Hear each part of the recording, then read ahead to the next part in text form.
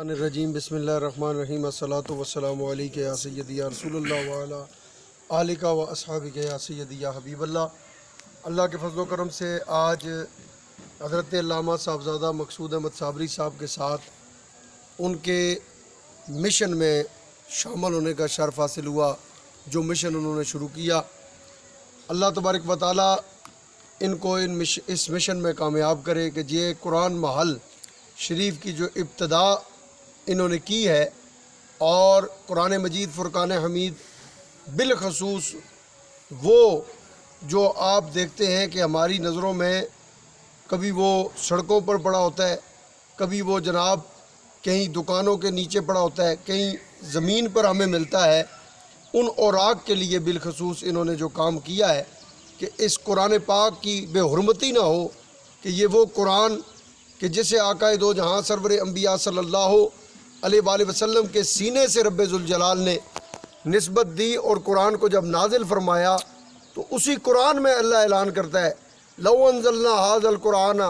علی جبل لرأیتہ خاشعا متصدعا من خشیۃ اللہ، کہ اگر یہ پہاڑوں پر نازل ہوتا تو وہ بھی ریزہ ریزہ ہو جاتے، لیکن آپ نسبت مصطفیٰ دیکھیں کہ سرکار کے سینے سے جب قرآن کی نسبت ہوئی، آج 6 سال کا بچہ بھی قرآن پڑھتا ہے تو اس کے سینے میں بھی قرآن اتر جاتا ہے۔ تو اس لیے آپ اس بات کا اندازہ لگائیں، قرآن عظمتوں والا ہے، شانوں والا ہے، رفتوں والا ہے، اور قرآن واحد وہ اللہ کی کتاب ہے کہ جو قبر میں بھی کام آئے گی، حشر میں بھی کام آئے گی۔ لہذا جو قرآن کی عزت و عظمت کرتا ہے، اللہ اسے مقام و مرتبہ عطا فرماتا ہے۔ اور میں یہ بات بتاتا چلوں کہ جس طرح صاحبزادہ مقصود احمد صابری صاحب نے قرآن محل کی بنیاد رکھی ہے، انشاءاللہ تعالی مجھے بھی انہوں نے یہ بات کہی ہے، اور ضرور جلدی میں انشاءاللہ تعالی ان کو دعوت دوں گا، اور ہم واہ کینٹ کے اندر ایک بہت ہی خوبصورت قرآن محل تیار کریں گے، تاکہ وہاں بھی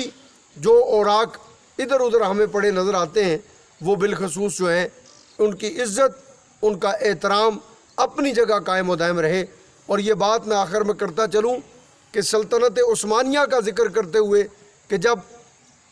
وہ فوج سے ہارا ہوا اور اپنے علاقے سے ڈرا ہوا ایک فقیر کی بارگاہ میں پہنچا، آل رسول سید تھے، ان کی بارگاہ میں پہنچ کر کہنے لگا کہ جناب میرا کوئی سہارا نہیں، اور میرے حالات بھی ناساز ہیں، اور میرے پیچھے فوج بھی پڑی ہے، اگر آپ مجھے پناہ دیں تو آپ کی بڑی مہربانی ہوگی۔ اس سید زادے نے اسے کھانا بھی کھلایا اور اسے اپنے پاس رکھا بھی، لیکن جب رات کو جس کمرے میں اسے چھوڑا گیا وہاں قرآن مجید فرقان حمید موجود تھے۔ جب وہ اس کمرے کے اندر گیا تو آپ دیکھیں، ایک طرف دیکھتا ہے تو قرآن، دوسری طرف دیکھتا ہے تو قرآن، ادھر دیکھتا ہے تو قرآن، ساری رات دروازے کے ساتھ لگا رہا کہ اگر میں لیٹوں تو لاتیں قرآن کی طرف نہ ہو، پیٹھ قرآن کی طرف نہ ہو۔ اور جب صبح وہ سید زادے آئے، انہوں نے دروازہ کٹکھٹایا، ایک دم کھولا تو آپ نے کہا تو سویا نہیں؟ کہا جناب یہ قرآن کی وجہ سے میں لیٹ نہیں سکا کہ اس کا حیا مارتا رہا۔ آپ نے فرمایا جا، میں بھی دعا دیتا ہوں کہ تیری 7 نسلوں میں انشاءاللہ بادشاہی ہوگی۔ تو قرآن کی وجہ سے اللہ نے اسے بادشاہی عطا فرمائی۔ تو آپ اندازہ لگائیں قرآن کی عظمت، قرآن کا احترام اور قرآن کی محبت بندے کا بیڑا پار کرتی ہے۔ اللہ سے یہ دعا ہے کہ اللہ حضرت علامہ مقصود صابری صاحب کو صحت کاملہ و عاجلہ عطا فرمائے، اور ان کا سایہ تا دیر اہل سنت و جماعت پہ قائم و دائم فرمائے، اور ان کے صاحبزادگان کو بھی ان کے مشن پر چلنے کی توفیق عطا فرمائے۔ ہمارے شاہ صاحب قبلہ تشریف لائے، اللہ ان کو بھی برکتوں سے مالا مال فرمائے، اور اللہ تبارک و تعالیٰ جو ان کے ساتھ تشریف لائے ہیں انہیں بھی برکتوں سے مالا مال فرمائے۔ وما علینا الا البلاغ۔